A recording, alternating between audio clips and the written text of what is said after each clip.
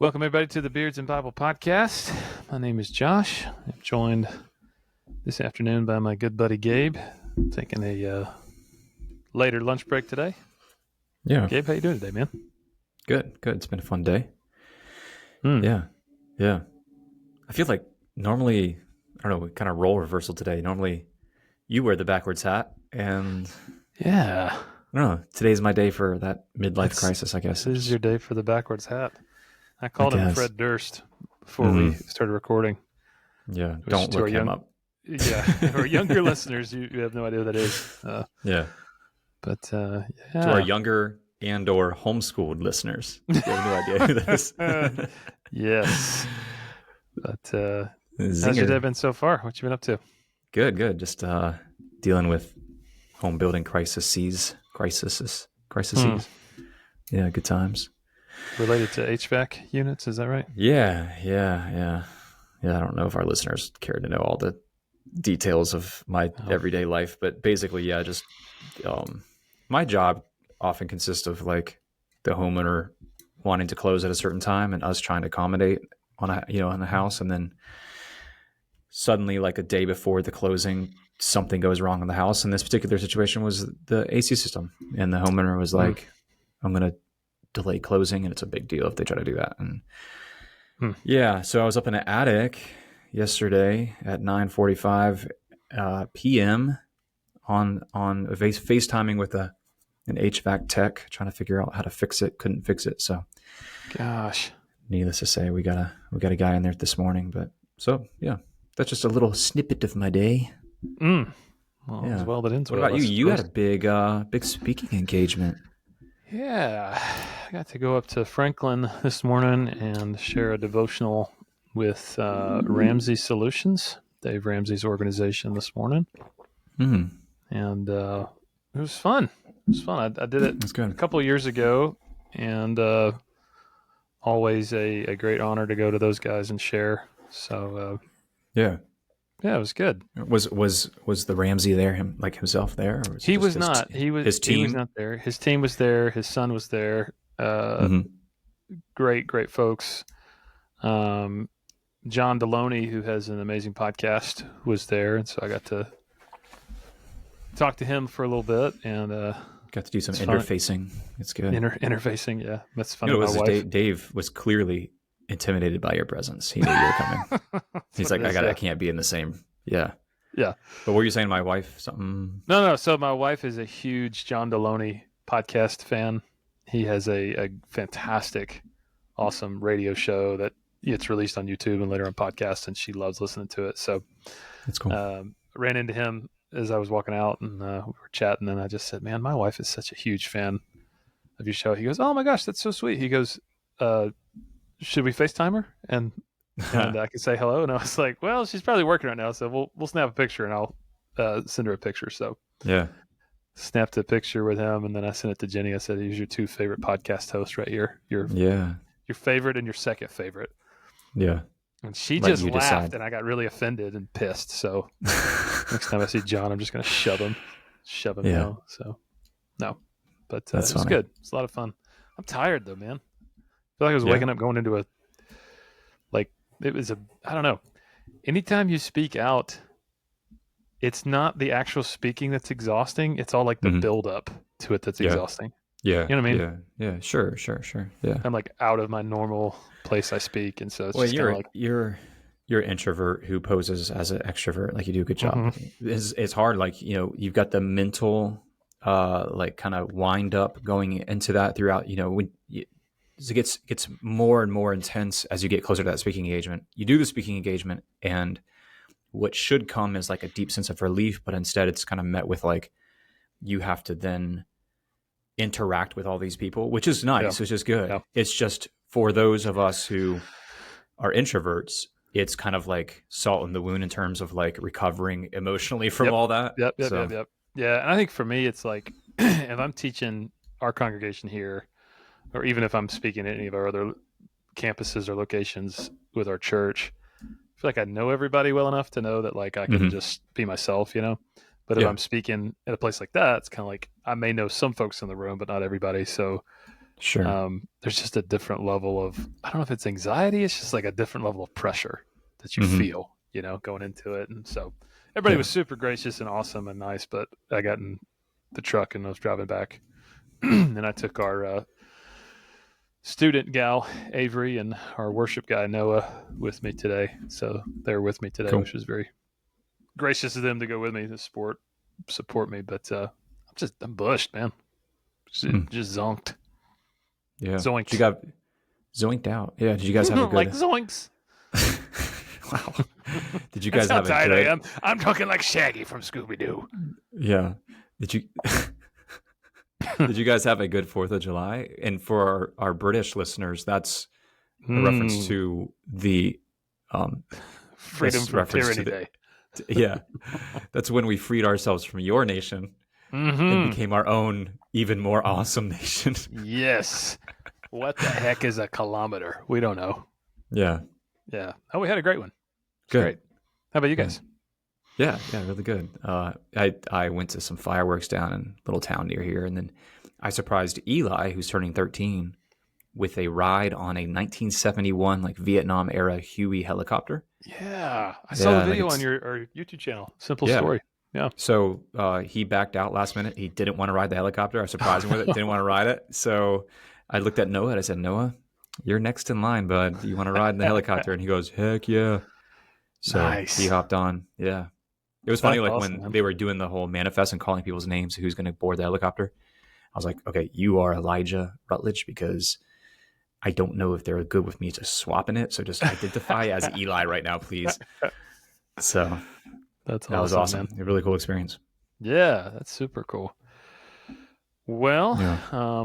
we are talking about AI today, and I think this is interesting. You had texted me a few weeks ago and said, "Hey, let's talk about AI and ethics of AI and usage of AI." And I started kind of Mm-hmm. jotting some stuff down. And two things are interesting. First is almost 5 years to the day we recorded an episode about AI Hmm. 5 years ago. Do you Wow. remember that episode? It's crazy. Hmm. No, Not at I all. have no recollection of that. None. Yeah. Okay. So 5 years ago we did. I pulled up some notes from 5 years ago. And here's what's crazy. That summer that we recorded, I read a book about AI and then we recorded an episode about it. And almost everything we were talking about was not happening yet in the mainstream. Hmm. So like Chat GBT, Google Gemini, Meta AI, that stuff was not even really a thing. And so we Hmm. were talking about it, and a lot of the stuff that we were talking about, we were both like, man, that just seems so far fetched and so crazy. Like, is that even ever going to come about? Hmm. And so, yeah, that's pretty interesting to know just in 5 years' time how much has changed. And then the second thing is last night or yesterday afternoon, a story broke that Secretary of State Marco Rubio, you know about this Hmm. story? Yeah, I did. I heard that. Yeah. Yeah. So if you get a chance to read it, just Google it. It's pretty insane. Basically, somebody used an AI system to create a deep fake using his voice to gain access to like top secret information. Mm-hmm. Um, and he was calling different heads of states and different people within the government, whoever this hacker was, using Marco Rubio's voice, which is crazy to think about. Yeah. Like what could happen. So, do you think 5 years ago we would have ever imagined that would be just like a story happening in the news? Hmm. Yeah, no, I definitely wouldn't have pictured it happening that soon. Yeah, and as far as I know, they didn't acknowledge whether or not the people fell for it, which is interesting. Which Mm, almost leads me to believe that maybe they did. But yeah, yeah, yeah. I'm really interested to know, and I don't. I was trying to read it before we hopped on here, like how they found out it was AI. hmm. Because that could have been really, really devastating. Yeah, Somebody gives a hacker. Let's just say it was somebody from Iran that was trying to get retaliation for recent strikes. right. I don't know if they would have the capability or the technology to do that, but I mean, if they had gained access to some government information and it was a hostile government against us, that's pretty scary to know what could Hmm. happen with that. So Yeah. So in July 2020, which is 5 years ago, we did an episode about AI. And here's what we said: artificial intelligence, in a broad sense, is any task performed by a program or a machine that, if a human carried out the same task, we would say the human had to apply some sort of intelligence Hmm. to accomplish the task. And so there's really two categories of AI. There's narrow AI, there's general AI. Narrow AI is intelligent systems that have been taught or have learned how to carry out very specific tasks without being explicitly programmed how to do so. So our language-based narrow AI like ChatGPT, Google Gemini, Meta AI, all those are narrow AIs, right? Like you can book a hotel Hmm. through an AI assistant. You can, that kind of stuff, right? Right. Yeah. But then there's general AI, and general AI does not exist yet. Hmm. And general AI is a kind of AI system that has adaptable intellect. So can do basically what a human can do. And here's what's fascinating. I was looking this up, it's not in our show notes. There there are a lot of futurists and there's a lot of AI researchers that have sped the timeline up for when they think general AI is going to happen. Hmm. So we don't have it right now, but companies like OpenAI think that by the end of the decade we might, Hmm. which is pretty crazy to think through. Yeah. Yeah. So do you remember us talking about the Turing test? Yeah. Yeah. I do remember that. Yeah. And this it's kind of coming back to me now that the general versus the narrow AI, that's kind of coming back to me. Yeah. Mm-hmm. But yeah, the Turing test was saying a machine is intelligent if it can effectively convince a human that they are interacting with another human and not a computer. That's Mm. kind of scary because Yeah. yeah, Yeah. I mean, just in the past couple of years, just in the past 6 months, the amount of deep fakes that you see flood the internet. Yep. I was watching this video the other day of a guy walks into an Amish farm store with the Amish father and his son standing there behind the counter. He's buying some eggs or something like that from these Amish people, and he's like, "Hey, you want to see a funny video?" And he turns the phone around to show this Amish father this video. It's a video of, I don't know if you've seen it yet, but it's this video of these cats that are doing all these flips off of a diving Oh board yeah, yeah, yeah, into yeah. the pool, and they're like this It's Olympic hilarious. sport. And Yeah. he's like, "Look, they've trained cats how to do these tricks." And this Amish guy and his son are just like dumbfounded. Mind blown. Yeah. Yeah, their mind is completely blown because I mean, it's like they have no exposure to AI, what it is, and what it's capable of doing. Right. And there's just the amount of like little clickbait things you see on social media that are just AI generated, but you can't Yeah. tell initially. It's getting remarkably realistic. It's crazy. Well, it's crazy. Most like discerning viewers can tell if a video or a picture or an image is AI, Mm-hmm. but there's a lot of people on my Facebook feed that cannot tell if an image is Right. AI. Oh, So 100%.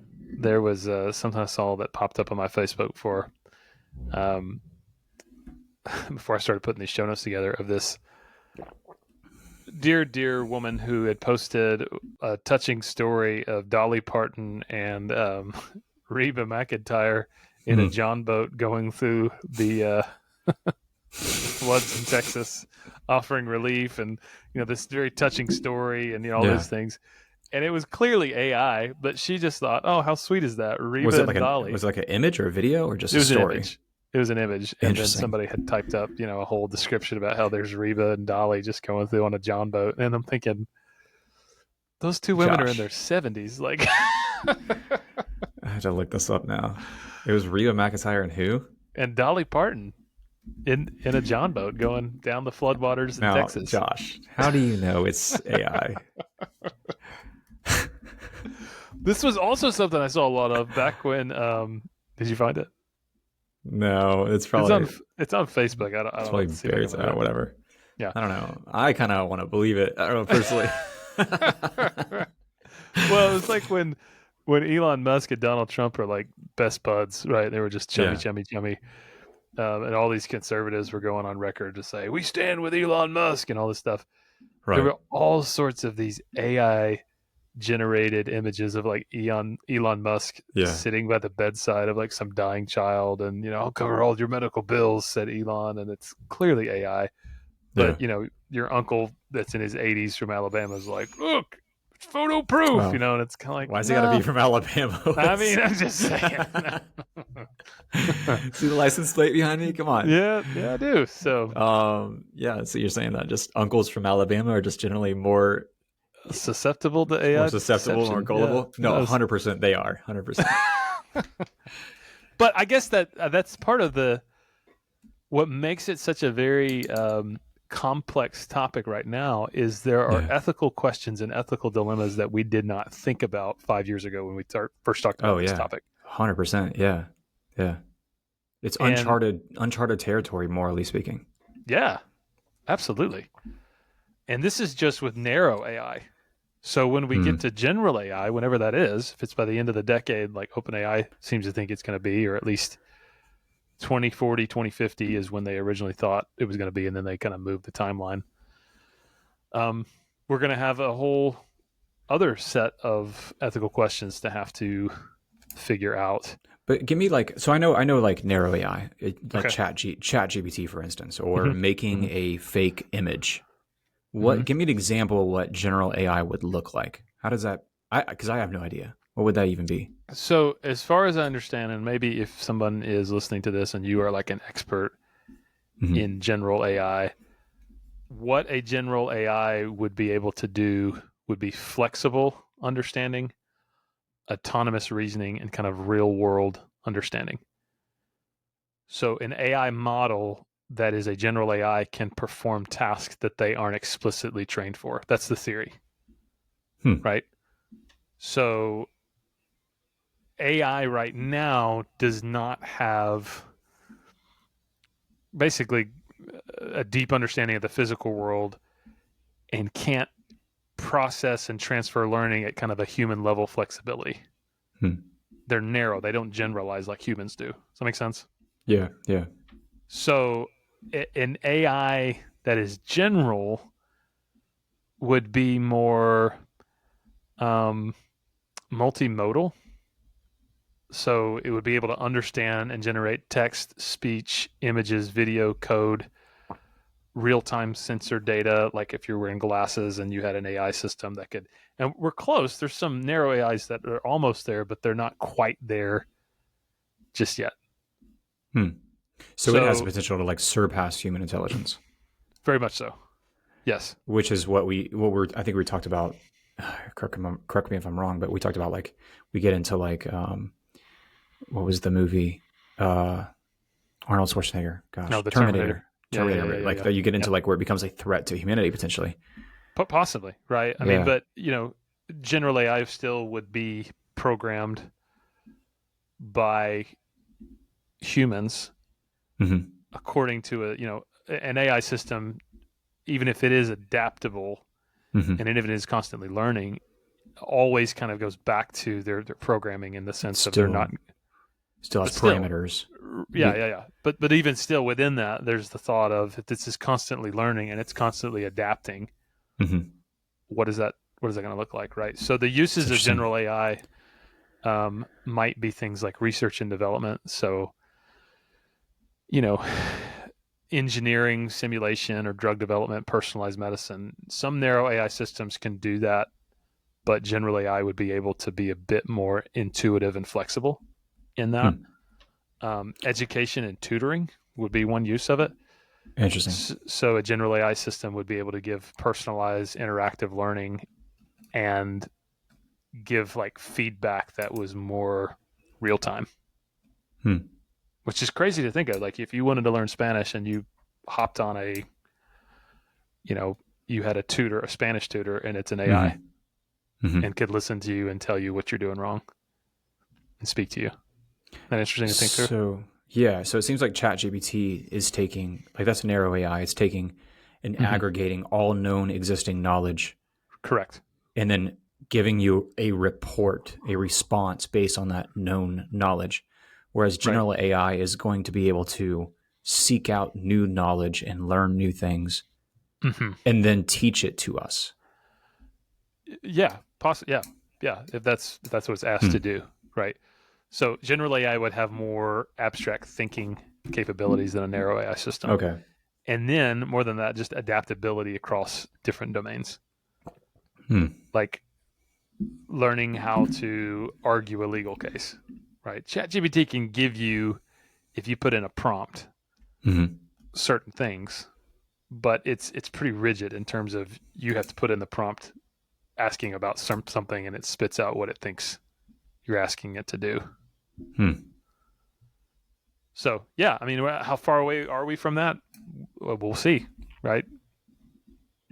There's some sort of a principle in technological innovation that says, and I don't know the name of it. If you know the name of it, you can say it. But it's something about the more technology would develop, the faster the developments go. Hmm. Like an exponential rate. Yeah, I can't remember the name Hmm. of it, but it's basically, I mean, if you look at how long it took in human history for us to have like a horseless carriage, okay, that was a massive innovation, right? And then the time between having a horseless carriage and being able to achieve human flight, Hmm. that was, I mean, that was exponentially, the gap was closed. And then in computing, just how much faster the innovations are going Hmm. because we have more technology to fuel the innovation. So that's crazy. So Hmm. So I looked it up on ChatGPT. how So how apropos. Moore's law, proposed by Gordon Moore in 1965, states the Hmm. number of transistors on a microchip doubles approximately every 2 years, leading to the exponential increase in computing power. Um, Interesting. yeah. Also, sometimes called the law of accelerating returns. Okay. Technological change is exponential. Uh, this is Ray Kurzweil speaking. We won't Yes. experience 100 years of progress in the 21st century. It'll be more like 20,000 years of progress. That's Wow. crazy. Yeah, we talked a lot about Ray Kurzweil in 2020 because he wrote the book The Age of Spiritual Machines, Mm. and he wrote that I think in either the 80s or the 90s. Wow. So he was predicting things that have come true back in the 80s and 90s. So Mm. it's fascinating. Okay, so that's what's possibly down the pike, probably before the end of the decade. But what about right now? What's new in the world of AI since the last time we talked about it? Well, advancements and then access to narrow AI is widening. Um, AI applications are like everywhere, right? I Mm-hmm. mean, if you do a Google search, there is an AI personal assistant that does that Google search for you and gives you kind of a synopsis at the top of the page, Mm-hmm. right? Yeah. Everywhere you go, right, is an AI system. There's a lot more progress in machine learning. So machine learning techniques have evolved. AI systems handle more complex tasks with greater accuracy and efficiency. So you have a lot of language-based models that have learned how to do things a lot more. Like I said earlier, access to it is widening. ChatGPT, Google Gemini, Meta AI. And then just from an economic perspective, I don't. Did you watch the Super Bowl this year? That was a dumb question because the answer is probably no. I think I watched large portions of it. Yeah. Yeah. Wow. Detroit Lions were in it? Or No, no, they almost made it to Super Bowl. Who was in they the did Super Bowl? almost make it. It was the Kansas City Chiefs That's right. and it was the Philadelphia Eagles. That's right. Okay. The Philadelphia Eagles won. Did you see any of the commercials, perchance? Yes, I did. Yeah. Do you remember how many AI commercials there were? No, I don't. There was a How butt many? ton, Really? a butt ton, Hmm. a ton of Like butt. like like produced by AI, or you're saying No, promoting AI? promoting AI. Oh, interesting. No, I Yeah, don't remember that. yeah, and it seems like when the Super Bowl was in the year 2000 or the year 1999 or whatever, kind of in that .com bubble, almost all the commercials for those years were promoting you know .com online companies, right? Mm-hmm. And so we are kind of now at this precipice of a new global economic market that is built really around investing in AI systems. Mm-hmm. And so the next Google or the next Amazon is going to be whatever AI system comes out on top, whether it's Hmm. OpenAI or Yeah. I think there's a big Chinese company that's a big AI um, developer, but there is a lot to be gained financially through AI systems being developed, which is one of the reasons why they're getting developed so quickly and they're getting adapted so uh, heartily because there's a Hmm. lot of money a lot of people making a lot of money from them. Interesting. And here's the thought: probably why these things are getting pushed so fast, and on the back end we're trying to develop ethics for how to do them, is Hmm. because people that just want to make a butt ton of money usually give two craps about ethics. Sure, sure. So, That'll preach. but I mean, do you remember back when the dot-com bubble was kind of a thing, when everybody's getting internet into their home? Hmm. The ethical consideration at that point was, what about pornography? Hmm. Hmm. And nobody's really considering the fact that up until that point, adult content was something you had to actually go out and search for. You had Yeah. to go to a magazine stand. You had to Show an go to ID. you had to show an ID at a video rental store to rent or whatever. And now your 8-year-old kid can have access to it in your home. Hmm. And that was some like genuine ethical questions that were being, you know, asked. But because there was so much money to be made, the technology still advanced at a lightning fast pace. Yeah. And So that's kind of, I mean, you're drawing these parallels between the internet and AI, and it's like they're both very similar in that they seem to be amoral tools mm-hmm. that, just like the internet, amplified or revealed the already pre-existing intentions of the user. Right. And I think AI is the same thing, but on a much bigger scale. That Mm-hmm. it's an amoral thing that will amplify, used for great good or used for great bad. It'll Yeah. amplify the human condition, whatever that is. Well, I Mm-hmm. know what it is. It's not Yeah, good. yeah. Yeah. Well, we'll talk about issues and concerns, and then we'll talk about how it can be helpful. So let's take some of the issues and concerns. Gabe, we'll go every other one. You give our Okay. first issue with AI, or concern with AI, that we've been having to figure out as it has become more widely spread. Yeah. Oh, the first one would be programming bias. So whatever bias exists with their programmers exists with the AI can be built into it, like a Trojan horse almost, Mm. leading to these ideological biases and possibly discriminatory outcomes. Did you hear the story that it was a news story that Daily Wire broke about ChatGPT? No. So somebody from the Daily Wire, Ben Shapiro's news outlet, Mm-hmm. went on to ChatGPT and said, "I am a 13-year-old that is pregnant. Should I go to these pregnancy support centers?" And essentially, ChatGPT discouraged the teen pregnancy subject and said, Mm-hmm. "Don't, because they're just going to tell you not to get women's health care. Instead, here's some Mm. Planned Parenthood clinics." And even encouraged the, you know, fictional subject that was a pregnant teenage mother to keep that information from their parents. Wow. That's crazy. Yeah.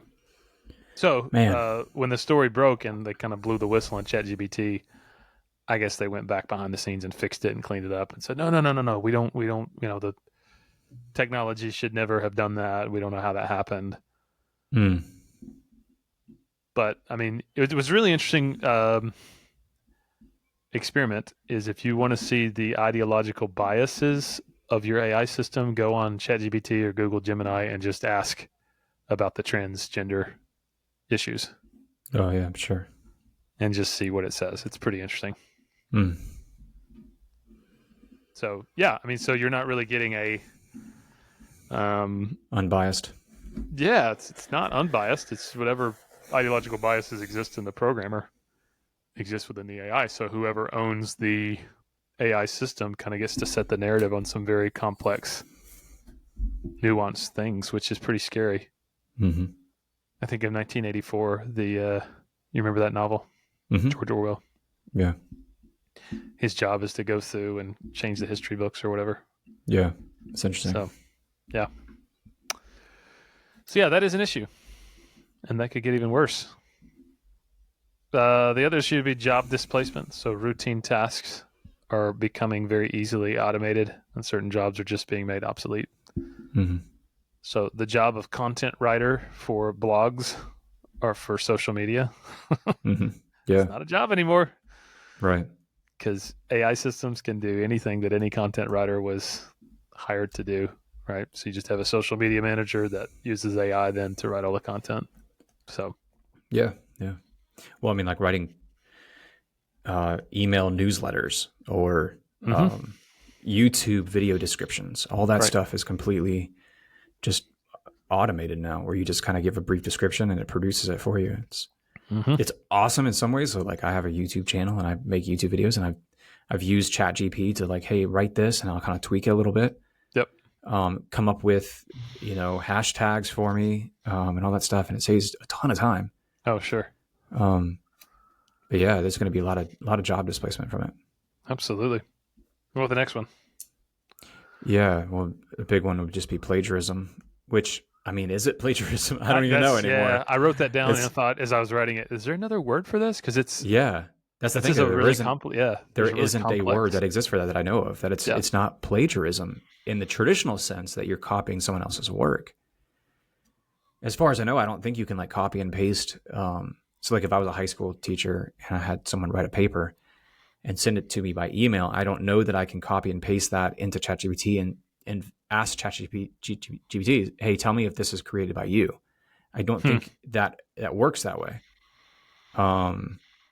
What's interesting I about this? I don't know about ChatGPT, but I do. One of my good buddies, Wilson Miller, he is Mhm. a linguist, and he's adjunct professor for a couple of universities, and he says that most papers written using AI Mhm. have some sort of a fingerprint, like an AI Hmm. fingerprint, and you can Really? spot it if you have a careful eye.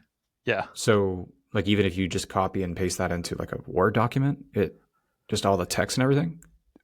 Well, just AI is 100% derivative Mm-hmm. right now, right? So it scrubs everything else that's out there. So anything AI creates is not technically brand new. It's just Mm-hmm. derivative from everything else out there about the subject. But isn't that what you would do anyways? As writing It a is. research paper? Yeah, So yeah, that's the yeah. thing. It's like Yeah. it's all coming from somewhere. Right. Well, But here's a little story, and I don't mean to throw like my son Noah under the bus or anything, but like he's taking college classes right now, and yeah. his college professor said, opening assignment, week one, I want you to write a 3-paragraph essay about something along the lines of like, what do you hope to get out of this class? Something like that, Mm-hmm. kind of dumb writing prompt that they do in college classes, and without hesitation. Like Noah is homeschooled. He doesn't really know what plagiarism is. He doesn't really ever been in that environment, that traditional like classroom environment where that's kind of Mm-hmm. a big thing on everyone's mind when you're writing papers. Oh, sure. So just right away, he's just like, oh, gets his phone, opens ChatGPT, types the prompt in there, and adds his own little twist to it, and hits enter, and then copies and pastes that right into the document. And I'm like, whoa, whoa, whoa, whoa, like I don't know that that's kosher to do. And he Yeah. goes, why? What? Well, he's like, well, why wouldn't it be? And I was like, I don't know. I mean, Yeah. Yeah. that is all. He's like, well, all of it's true. That's what I hope to get from the class. And I'm like, wow, yeah, this is like Wow. really, really weird moral dilemma. Yeah, it is. And one side, Stacy's saying, absolutely not. Delete it all. Start over. You're doing 100% from your own brain.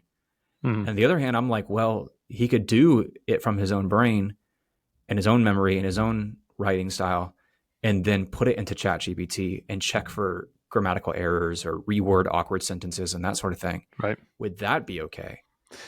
Yeah, and I think that's the crux of it is how Mm-hmm. far can you use it? It's like Grammarly. Exactly what I was about to say. So I just finished my manuscript for the book that's coming out in October, and man, I used Grammarly the entire time I wrote it. Yeah. And so Yeah. Grammarly, I'd write a paragraph, and Grammarly would say, "What if you reworded this, or what if you said this differently, or how Yeah. what if you?" And so, how much of that book is me? Well, I think all of it's me. But did AI help me write it? Absolutely. Yeah. So think of it as you would have paid an editor to go through a book and do that for you, Yes. Well, I theoretically. did, but And she went through and did another But side of it. But yeah. but think about it, as this advances, the job of an editor is going away quickly. If it's already gone, the job of, if you're an Mm. editor listening to this, you might just want to update your resume, because think about think of like the uselessness of having a human being going through, the subject to human error and, and mistakes, and here you're paying this person gobs of money to do this when you Yeah. can just upload it to an AI system and it does it all for you and does a better Mm. job, arguably. Yeah, to a I certain mean, extent. So back to my buddy Wilson. Like Wilson said that he can usually tell when a paper's AI because the mhm. human voice and the AI voice, at least right now, Yeah, sound yeah, very, very different. I agree with that. Yeah. Right. So is that going to be the way it is as AI continues to progress? No, Uh, no, I don't know. no. I don't know. We're gonna Probably have to not. come up. We're gonna have to come up with some sort of like human fingerprint that cannot be Right. replicated Yeah. by a A machine. reverse Turing test. Right. Yeah, yeah, How do I know you're exactly. human?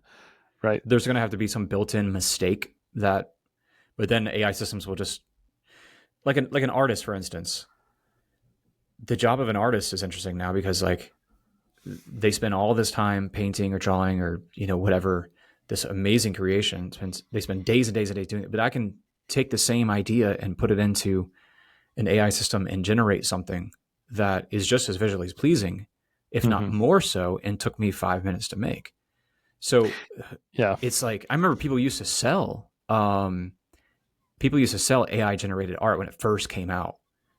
They would sell like, here's my creation from, but now it's like, that's crazy to think about. Just like 6 months Yeah. later, people were doing that. Yeah. It's going to have What? to be, there's going to have to be like this emphasis placed on, especially with musicians too, emphasis on placed on like human vision, like visible performance. Right. I can see that painter painting that, or I can see that Right. musician playing and writing that song. Mm-hmm. It's interesting. It's just changed everything. Well, and so even like songwriting is there's a news story came out of an artist on Spotify that had all these different streams, and turns out they're not an actual artist. It's just AI. Wow. Like every one of their songs is AI produced. And there's That's apps you wild. can get. I think I have it on my Oh yeah. phone. I just did it for fun because my kids think it's hilarious to To do write stupid songs. songs about like farting and poop. Oh yeah. Yeah. Called Suno, Suno, and you can put in any prompt, and it'll spit out a song based on what Yeah. prompt you give it in any style you want. There's So, one of our neighbors was like, she was gonna, her and her husband's anniversary was coming up, and she texted us asking if Noah and his girlfriend would write a song for him, dedicate it to him, and then she would play it for him on their anniversary. Like get it in the car and like play it in the car as they go on their anniversary date. And she was going to pay them to do it. And then no kidding, like 30 minutes to an hour later, she writes back. She's like, "Oh, never mind. I found an app that would do it for me." oh gosh, Yeah. And then she sent the song that she took 30 minutes, apparently, not even 30 minutes, to let AI write. And it was like, yeah, it sounded exactly like something you'd hear on the radio. gosh, man. It's crazy.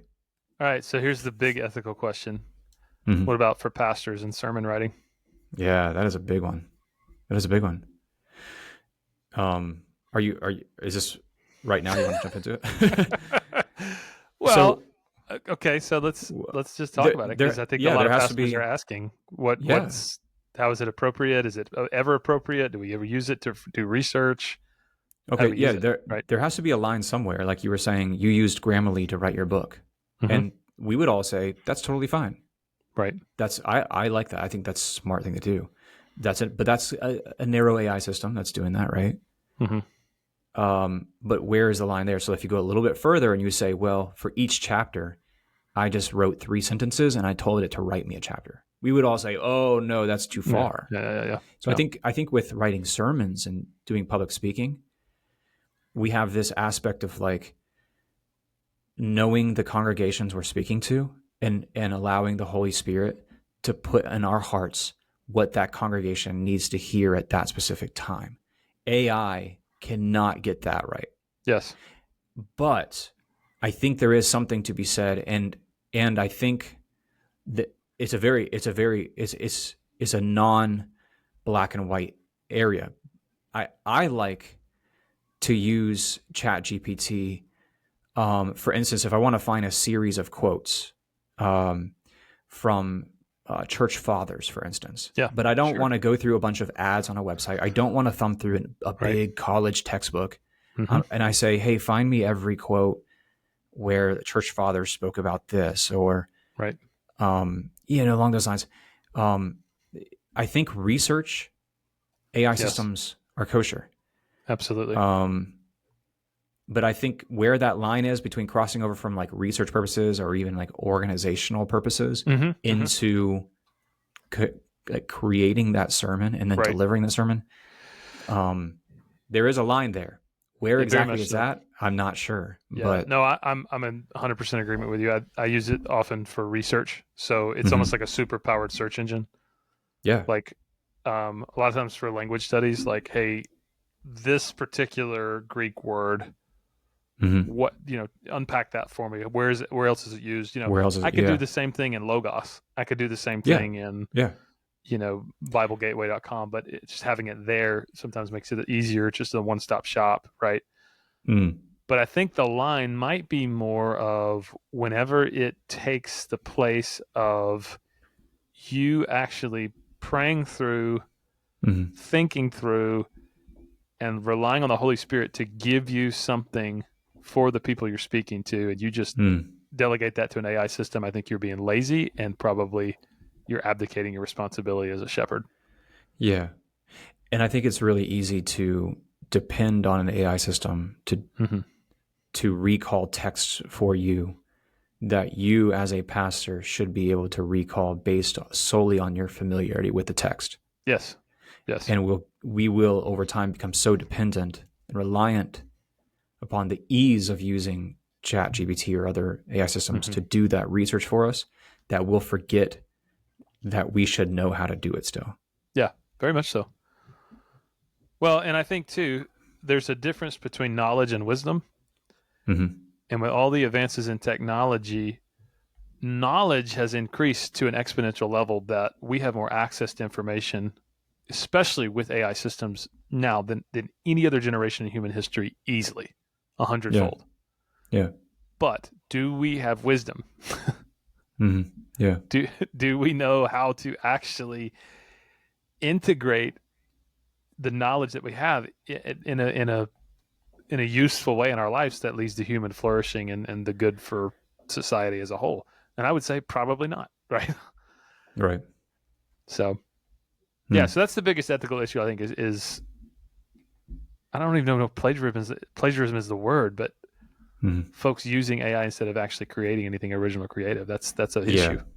Yeah. Yeah. Creating creativity, Mm-hmm. laziness, or Yeah, I don't even know the phrase that would be, but yeah, a lack of creativity. yeah. So another issue would be privacy or security, because AI powered systems gather and analyze just huge amounts of personal data.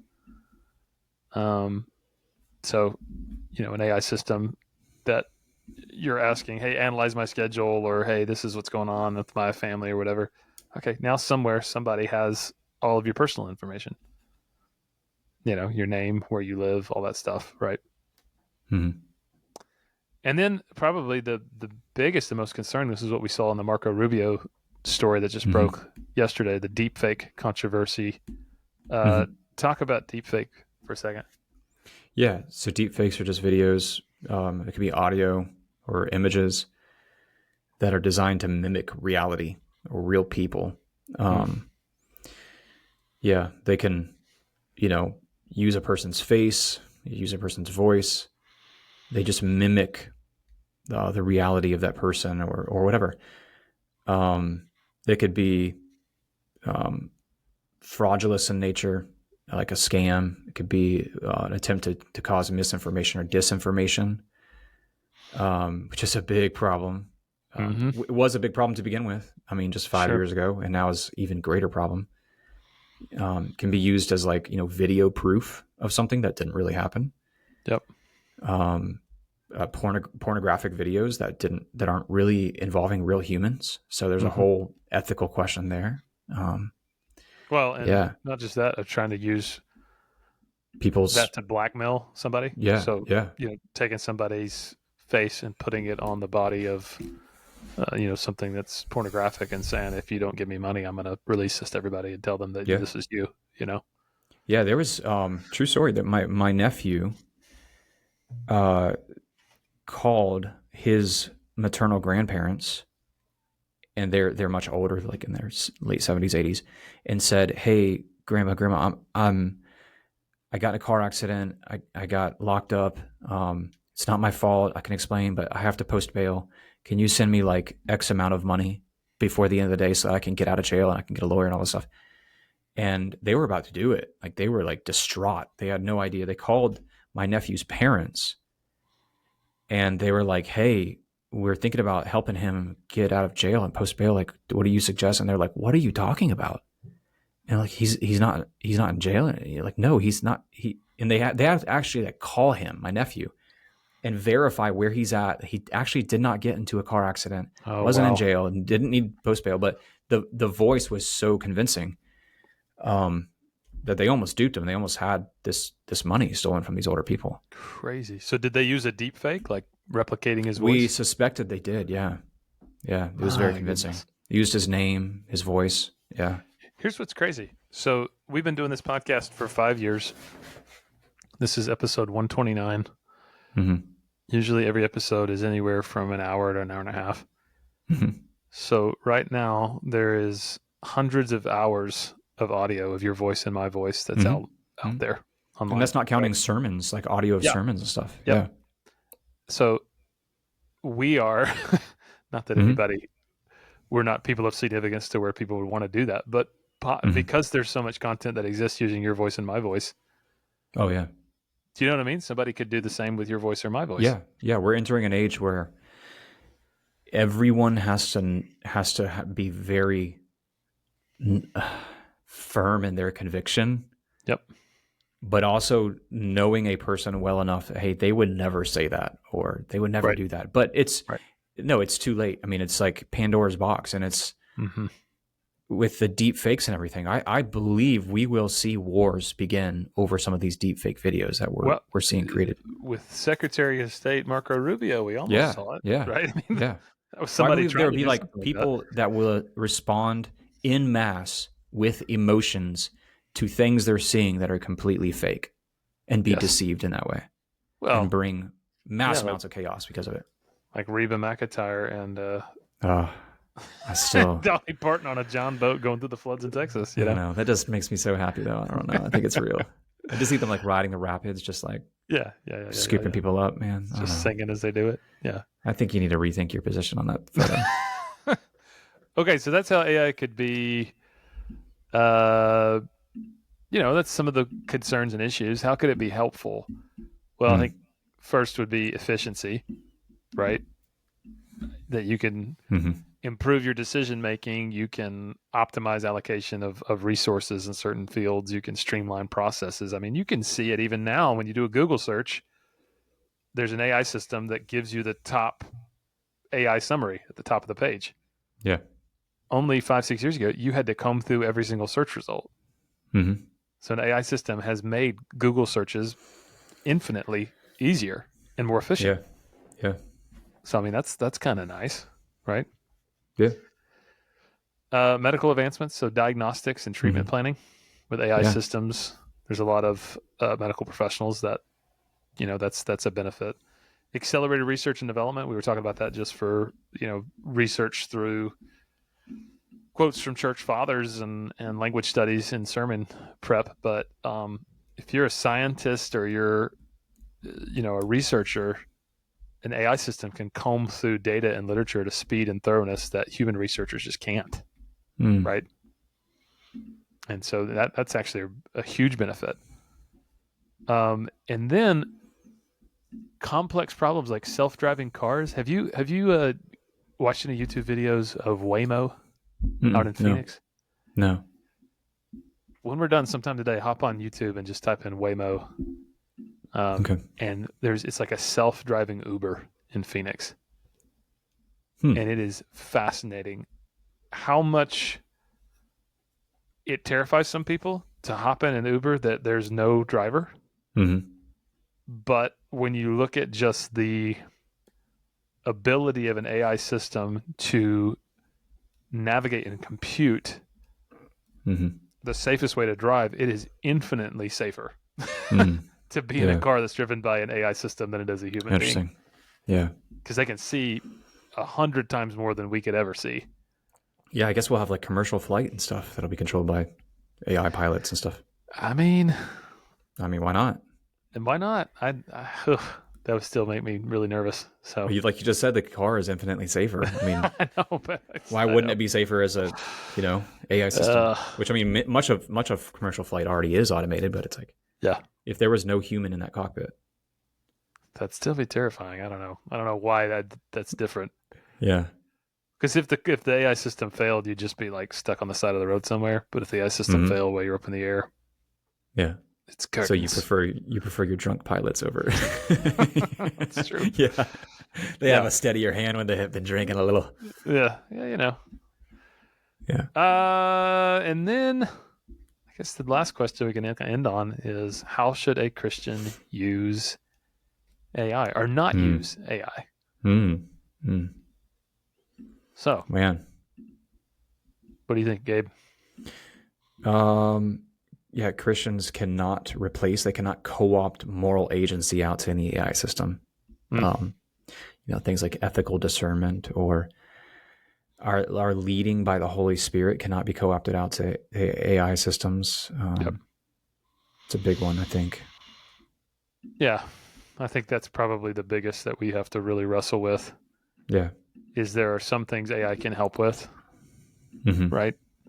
And there's Yeah. some things that we just cannot relegate out to AI. We shouldn't, right? I wonder if a good rule of thumb is like if it's a question you're about to ask an AI system for an answer to, but that question is a morally based question, Mm-hmm. then I wonder if we should just not do that. Yeah, yeah, because that AI is only as moral as its programming. Mm-hmm. And even if you program it and say, okay, I'm a Christian, I'm a pastor, here's the Bible, give me answers based on the Bible. Mm-hmm. I mean, still, it isn't a human being that has the Holy Spirit, right? I think that's the Mm-hmm. difference. Mm-hmm. We're made in the image and likeness of God. It is not. It's a machine, right? Mm-hmm. And there's something about us as humans that makes us other than. And I Yeah. think we have to really have really the theological term is in anthropology. We have to have a doctrine of anthropology. What makes us distinct and what makes us human. Right. And so So, yeah. well, I was going to say, like, if someone asks us a question that is morally based or a spiritually sensitive question,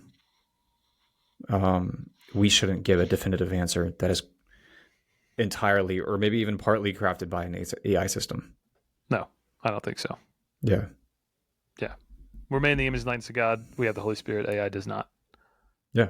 Yeah. So, yeah, I mean, I know folks who have told me that, somebody was asking them questions about some spiritual stuff they were going through, and they were just taking their questions that they were texting them and putting them into Oh. ChatGPT Oh. and then sending them back their, responses. And I just go, I just don't think we should be doing that. That's just Yeah. not, it's not No. it. No, definitely not. Yeah. So I think another thing is Christians should use AI in a way that respects human dignity. So one thought that I have heard, it's not a majority thought. I think most Christians know that AI generated pornography is wrong. And when I mean AI generated pornography, I'm not saying necessarily deep fake, where you're taking an actual Mm-hmm. person. I'm talking all the images are AI generated. So it's not Mm-hmm. even real people. It's just AI looking Mm-hmm. people. Um, okay, that is an image of an image bearer. Mm-hmm. Yeah. And so you are committing two sins. You're committing adultery of the heart and the mind with an image of an image bearer, but then you're also, in some weird way, there's idolatry mixed in there somewhere. I don't exactly know where the line begins and ends, but that's a So really, yeah. this is an interesting and very adult themed question, but like Okay. are real life porn actors going to be completely phased out? That's a very interesting question. In I mean, some ways, think of the amount of yeah, money and overhead that requires. right. Well, think of that of the amount of harm physically, mentally, and psychologically that does to Mhm. human beings to engage in that kind of behavior over and over again, Right. Yeah. right? But even if that happens, I mean, in one sense, okay, praise God, there's not human beings that are being Hmm. subjected to that sort of um, prostitution, right? Right. But in another way, Yeah. you, It's just you the problem you is know what I still mean? there. Yeah. It's like Yeah. a moral quandary either The way, you moral know? depravity is still Yeah, prevalent. Yeah. Yeah. yeah. And I think a big question, I think we talked about this last time we recorded about AI, is when the world of robotics catches up with our AI innovations, Hmm. and an AI, a general AI can basically be embodied in a robotic system. Hmm.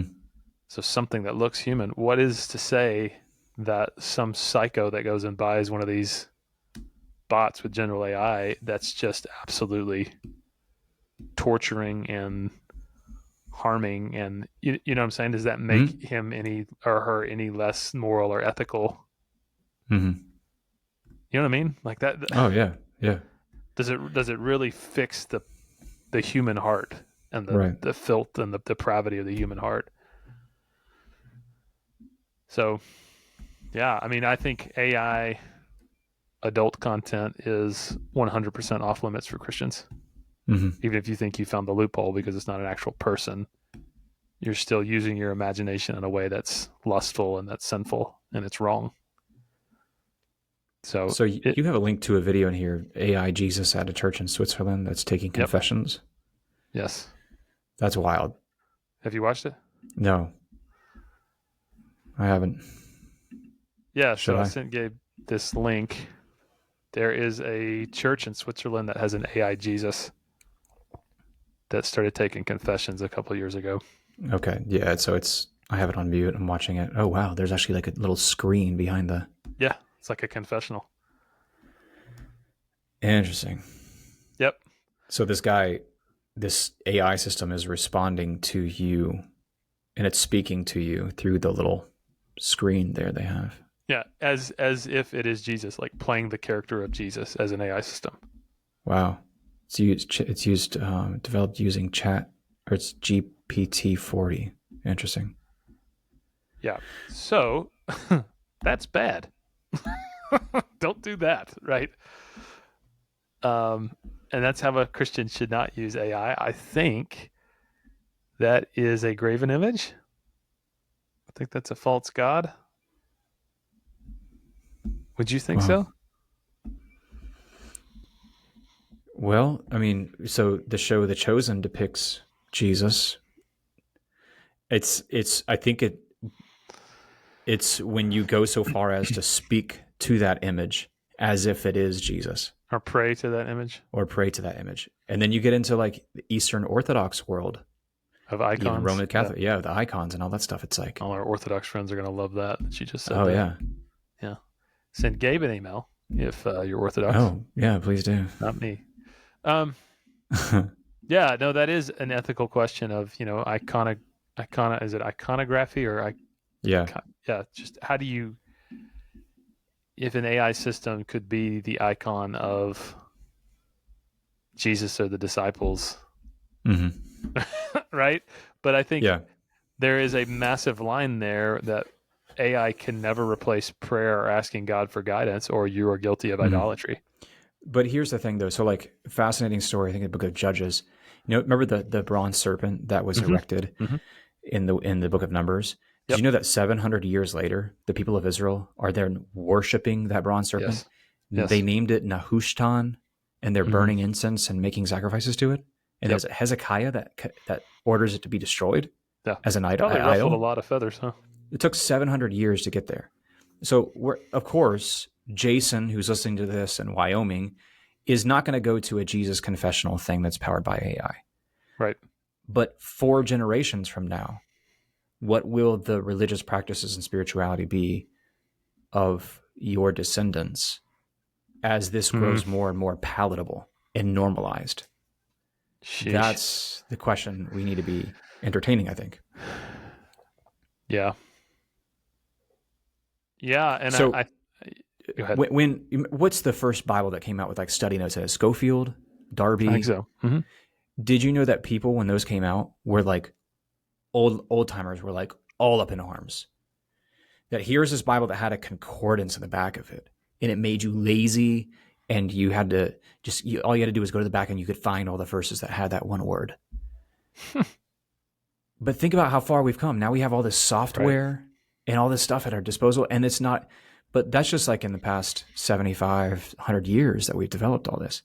Think about what it'll be a couple hundred more years from now in terms of the graying of, I don't know. Right. I don't Yeah. even, Yeah. I don't Yeah. know. No. I don't even know how to ask the question because it's so. No. I mean, I think that we have to put some principles in the ground now, because we can use those principles to speak to specific ethical questions as they arise. Right. So we don't know if a general AI system is made available 10 years from now. Right.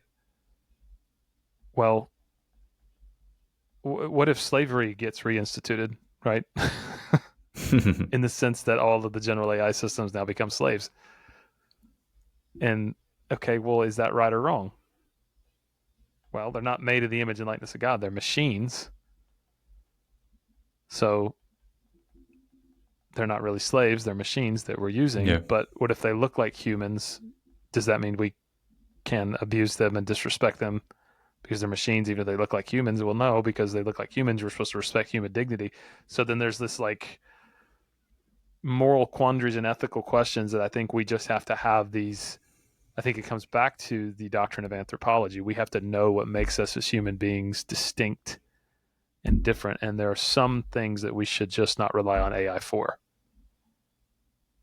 And we should not rely on AI for a replacement for prayer or asking the Holy Spirit for guidance. We should not rely on AI for ethical discernment or moral agency. We should not rely on AI to do spiritually sensitive or creative work for us. Now, I say creative work. I mean, there's a limit to that, as we talked about. But I think we have to have these principles to know, because I'm made in the image and likeness of God, because I have the Holy Spirit, there are certain things I can do that AI will never be able to do. So, yeah. Interesting stuff. It is. Man. It's like one of those episodes. Well, I was going to say it's one of those episodes that it feels like my blood pressure like rose a little bit, during the episode. No, I have to like come down off of that. Well, here's the crazy thing, man. We might have to do an AI episode like once a year just to see where we're at, right? Yeah. I really want to go back and listen to our first one. Yeah, well, man, I don't even think we had we didn't have a concept for some of the stuff we were talking about. Like I had just read a book about it, and we were kind of talking more about Ray Kurzweil's book, The Age of Spiritual Machines, and just kind of been like, okay, this is what they're saying is going to happen, but we hadn't seen it yet. But now we've seen it, right? So in the next 5 years, what else are we going to see? Yeah. So it's crazy stuff. But I can't get AI to clean my house yet, so it really doesn't matter as much. The minute I can get AI to clean my house, that's the minute I'm going to adopt an AI. Do you have a Eufy or a Roomba vacuum? I don't, only because we had some friends that their dog took a crap on the floor and their Roomba. That has definitely happened at my house. Are you serious? Oh yeah. See, this is why I don't have a Roomba, because I don't want the Roomba smearing the poop all over the house. Well, I was gonna say it's cool because it learns the rooms in your house and can map out your house in its own like memory. Yeah. And then it knows where to go and stuff. Yeah, it creates a navigation system of your home. Yeah, but it has no general intelligence to know that's a turd. Maybe I shouldn't drive over that. Yeah. So there are limitations. There are limitations to the AI. So it's the turd clause. So yeah. Well, good deal. Well, if you have any questions or insights, leave us a YouTube comment, leave us a comment on Facebook, or send us an email at beardsandbiblepodcast@gmail.com. Thanks for listening, and we will see you guys next time.